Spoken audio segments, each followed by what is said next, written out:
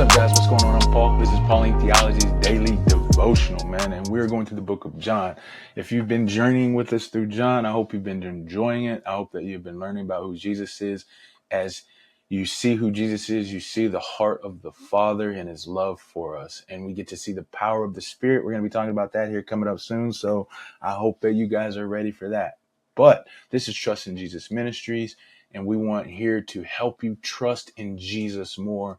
If it's for the first time for salvation and you enter the kingdom and get to see the power and the wonder and the glory of God, or if it is just every day giving him a little bit more of your life as you begin to trust and recognize and know that he has great care for you and that great power in which to control things, and that he is looking to do the best for you in your life.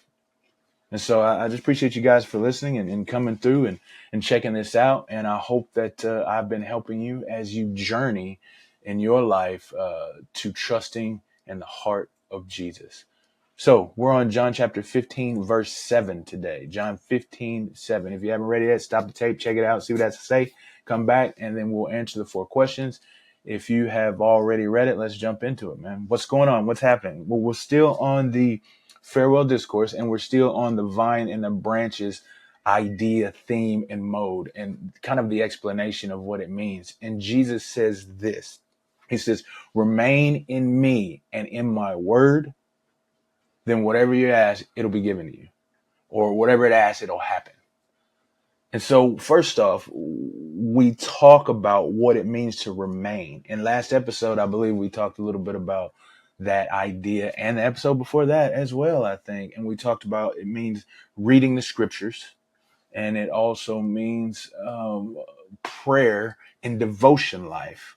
That's what it means to remain. And then we also said later on that it's also like actively doing to apply these truths in our lives as we live.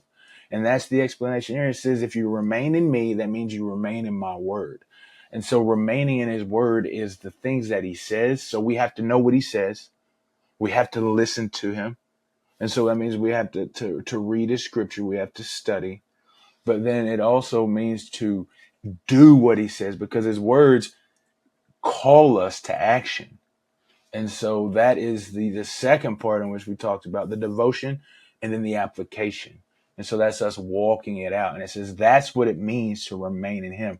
And then he says this after this. He gives this promise. He says that whatever we ask, then it will happen. Now, we have to remember earlier we talked and seen kind of the same word that Jesus speaks to his disciples. He speaks to us is that whatever you ask in his name, it will be given to us. It'll happen. Well, we got to remember it is whatever happens in his name.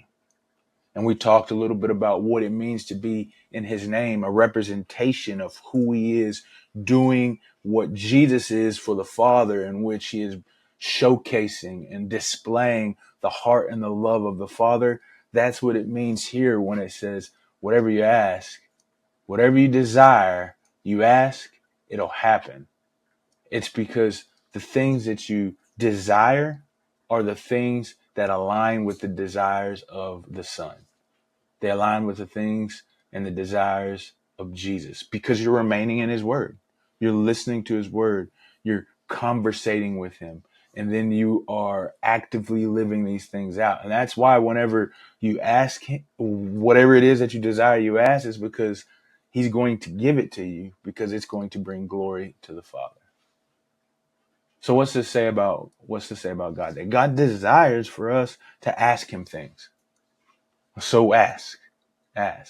But it also says that Jesus desires for us to follow his word, to remain in him. He's stressing this. He says, remain in me, remain in me. And he wouldn't be stressing this if he didn't desire for this relationship with us. So take heart in that.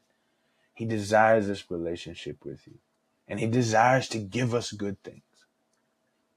What's this say about man? Is that we must remain in Jesus. We must remain in the vine.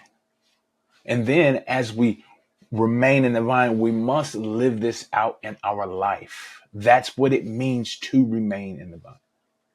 And then finally, it says ask.